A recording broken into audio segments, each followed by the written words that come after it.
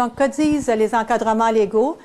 La loi d'instruction publique, paragraphe 4 de l'article 15, est dispensée de l'obligation de fréquenter une école l'enfant qui, 1, reçoit à la maison un enseignement et y vit une expérience éducative qui, d'après une évaluation faite par la commission scolaire ou à sa demande, sont équivalentes à ce qui est dispensé ou vécu à l'école.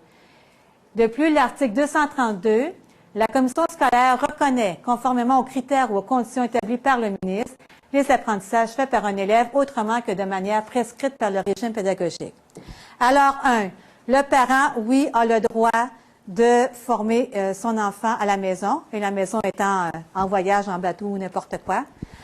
2, il faut que l'enfant soit inscrit dans une école d'une commission scolaire. Alors, on a obligation, même pour le parent qui donne l'enseignement à la maison, que l'enfant soit inscrit dans une école qui fait partie d'une commission scolaire. La commission scolaire ou l'école a un représentant qui s'occupe des dossiers d'élèves qui sont à la maison, doit rencontrer le parent et s'assurer que le parent a les conditions nécessaires pour donner l'enseignement à son enfant. Elle peut aussi proposer aux parents des manuels scolaires, surtout ceux qui sont utilisés dans la classe où l'élève est inscrit, pour qu'ainsi il puisse suivre le même programme que ceux qui sont inscrits à l'école. Par contre, les parents ne peuvent être responsables de l'évaluation de leur enfant.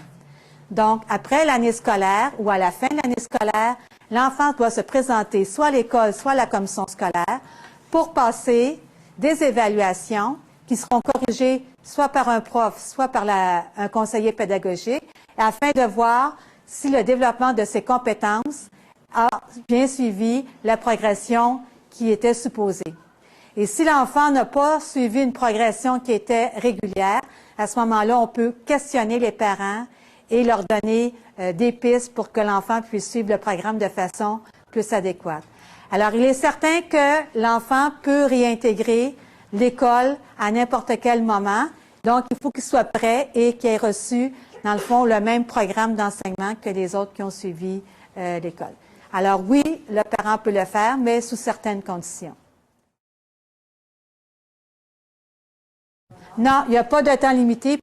Habituellement, la tendance est plus au primaire, parce que rendu au secondaire, les parents ont de la misère à faire les enseignements. Donc, le phénomène est plus au primaire. Sauf qu'au secondaire, souvent, quand on a des élèves qui se débrouillent bien, comme ici, les parents partent en voyage en bateau pendant plusieurs semaines, ils apportent leurs choses, ils apportent leurs devoirs, et ils peuvent faire de l'auto-formation, comme on dit, à partir du manuel. Donc, il n'y a pas de temps limite. Mais il faut qu'ils se présentent aux examens à la fin de l'année. Et s'ils sont en secondaire 4, secondaire 5, ils doivent absolument faire les examens au même moment que les autres ou être présents lors de la reprise d'examen offerte par la commission scolaire.